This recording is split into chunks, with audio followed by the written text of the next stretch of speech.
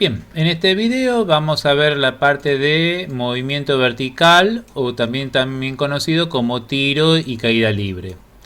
Entonces en este caso vamos a trabajar con o sea, es un MRV, tan solo que la aceleración va a ser la gravedad, 9,8 metros sobre segundo al cuadrado.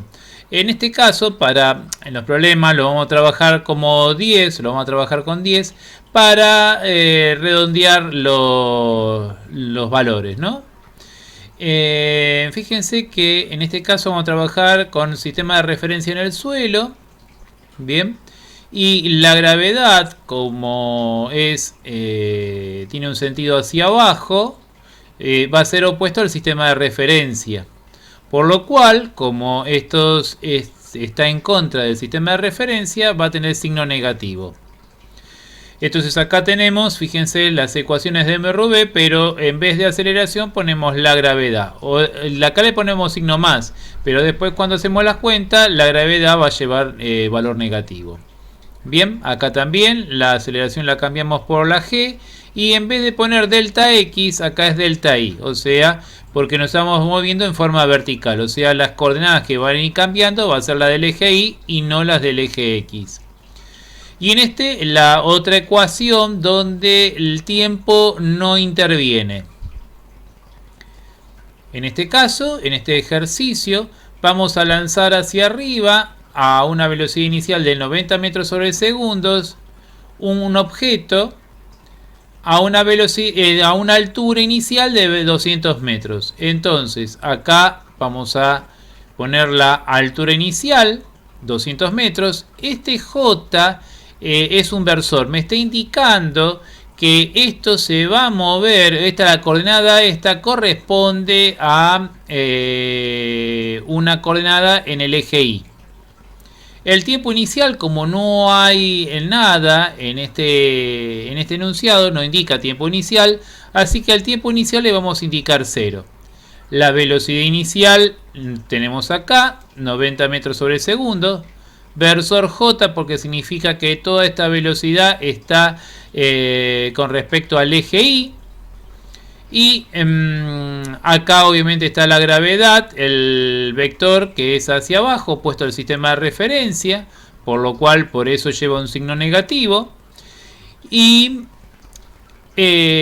como la velocidad inicial tiene sentido hacia arriba y la gravedad, que es la aceleración, tiene sentido hacia abajo, entonces como la velocidad y la aceleración son opuestas, lo que va a pasar es que este objeto, que a medida que ascienda, su velocidad cada vez va a ser menor, hasta el punto que se detiene. Obviamente, entonces, como la velocidad es opuesta a la aceleración, lo que está pasando es que está frenando, y como todo objeto que frena, llega a un punto que se detiene. ¿A dónde se va a detener? En este punto donde va a ser la altura máxima. Y luego de acá comienza a caer. Nosotros acá, para que se vea más claro, lo que estoy haciendo como que este objeto se va hacia un lado, hacia la derecha, y luego cae. Obviamente que este movimiento no existe, o sea, si no hay viento, obviamente que esto caería con respecto a la misma, por el mismo lugar donde fue hacia arriba, ¿tá? O sea que la dirección sería la misma para subir y para bajar, pero eso dificultaría observar todos estos detalles que hay acá.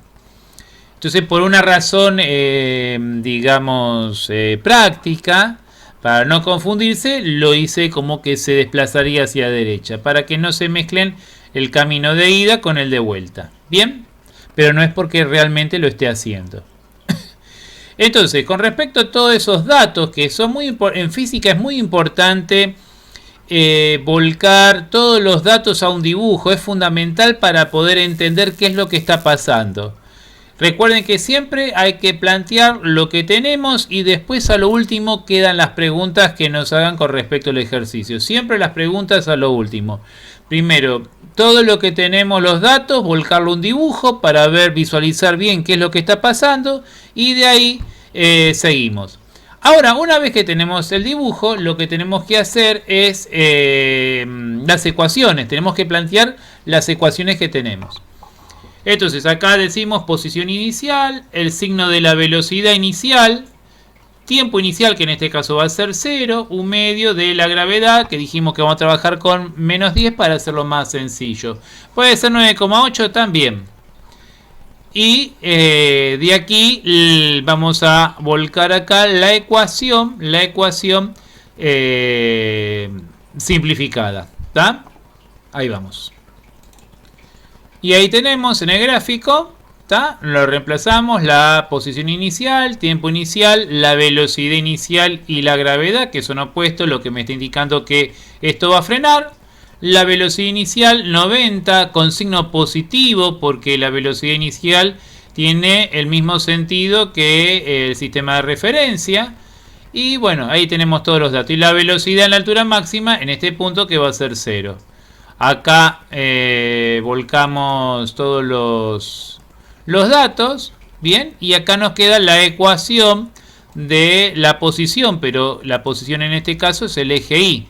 La posición en función del tiempo.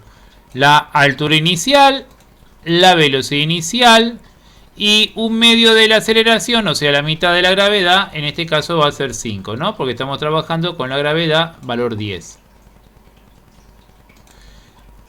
Acá completamos el cuadro de posición-tiempo, de acuerdo al tiempo que está, es la posición que va a ocupar. O sea, la ecuación que vimos antes la reemplazamos por el t, lo reemplazamos por estos valores y nos va a dar las siguientes alturas. Entonces esto quedaría así. Ahí en amarillo los cálculos que hicimos cuando reemplazamos el t, este valor, vamos a ponerlo con color. Esto lo reemplazamos por estos valores que están acá, 0, 2, 4 y 6. Y ahí nos daban las distintas alturas. Bien. Y con esto lo volcamos a este cuadro. Y ahí observamos. Fíjense que dijimos que a donde están los vértices, en ese punto la velocidad era 0. ¿Tá? Y ahora cuando hagamos un gráfico de velocidad-tiempo lo vamos a comprobar. En este caso, cuando la curva va hacia arriba, teníamos velocidades positivas. Y en este punto, cuando la curva esta baja, las velocidades son negativas. Bien, entonces, lo que vamos a hacer, acá completamos la velocidad, la ecuación de velocidad-tiempo. El signo de la velocidad inicial, positivo porque iba hacia arriba. La velocidad 90. La gravedad en este caso negativa porque se encuentra en contra del sistema de referencia. Recuerden que vamos a trabajar con 10 para hacer más sencillos los cálculos. Y el tiempo inicial 0. Entonces la ecuación nos queda de la siguiente manera. Y ahí, en este caso, t le vamos a dar distintos valores. Pero nos va a dar una recta, ¿bien? Nos da donde la ordenada de origen va a ser 90. Y ahí obtenemos, ¿tá? Los valores de tiempo, 5, 9, 11, 15. Fíjense, ahí lo reemplazamos, nos dio estas velocidades. Fíjense cómo la velocidad disminuye. Cada un segundo la velocidad disminuye en 10. Porque la aceleración es esa, la gravedad dice menos 10. ¿Qué significa menos 10? Que por cada segundo que pasa, la velocidad varía en menos 10. ¿Bien? Entonces, ven, acá pasa un segundo, está en 80, otro segundo 70, otro segundo 60 y así otro segundo 50. ¿Bien? Y fíjense que a los 9 segundos la velocidad vale 0. Es lo que nosotros teníamos aquí en la gráfica. Bien, acá a los 9 segundos, si esto lo bajamos un poco más, lo bajamos, ahí está. A los 9 segundos es el vértice. Entonces, en el vértice, la velocidad es 0. Y si es 0, significa que, como vemos acá al principio, que va a ser la altura máxima. O sea que a los 9 segundos ya sabemos que la velocidad va a ser 0. porque en ese punto la velocidad nos dio 0. Bien. Bueno, y todo el tramo antes de los 9 segundos, los valores de velocidad eran positivos, fíjense, está acá arriba. Y pasados los 9 segundos, los valores de velocidad estaban por acá abajo, o sea que estos son valores negativos de velocidad. Entonces, vamos a las preguntas. ¿Por qué la velocidad cambia de signo? Bien, entonces sabemos que la velocidad cambia de signo porque, como decimos acá, cambia el sentido. ¿Qué significa que la velocidad tenga signo negativo? La velocidad tiene signo negativo cuando el vector velocidad es opuesto al sistema de referencia. ¿Puede existir un valor de tiempo donde la posición sea negativa? Sí, puede existir. Pasados los 20 segundos, la posición será negativa. Es como que caiga en un pozo. Bien, fíjense que a los 20 segundos la posición es 0. Si esto hubiese dado 22, 24, entonces ahí tendría negativo. Y en ese caso tendría que ser si acá, en vez de llegar al suelo, haría un pozo, habría un agujero, entonces ahí iba a tener valores negativos. Bien. Si el objeto cae en un pozo, entonces la coordenada, ahí está lo que le estaba diciendo, que va a tener coordenadas negativas. Después, a ver qué más le dice. ¿Cuál es la altura máxima? Resolución analítica. Claro, gráficamente nos damos cuenta que es más o menos a los 9 segundos. Y si hacemos la cuenta nos va a dar 605.